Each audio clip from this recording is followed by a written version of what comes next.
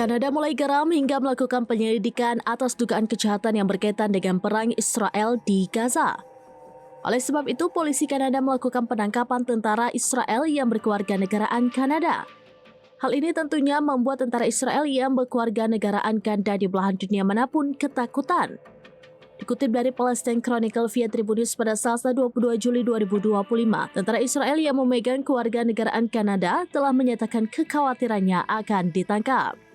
Menyusul pengumuman polisi Kanada telah memulai penyelidikan terhadap perang Gaza sejak Juni 2025 lalu.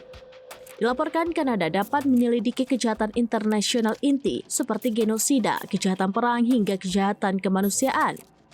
Bahkan beberapa jurnalis Kanada sudah mencantumkan beberapa daftar nama tentara Israel yang juga memiliki kewarganegaraan Kanada.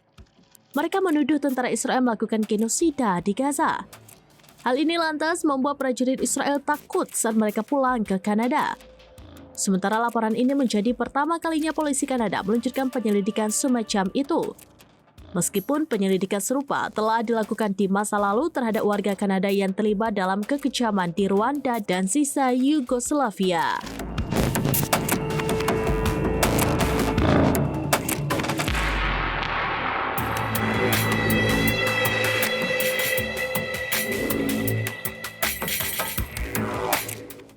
Download Tribun X sekarang, menghadirkan lokal menjadi Indonesia.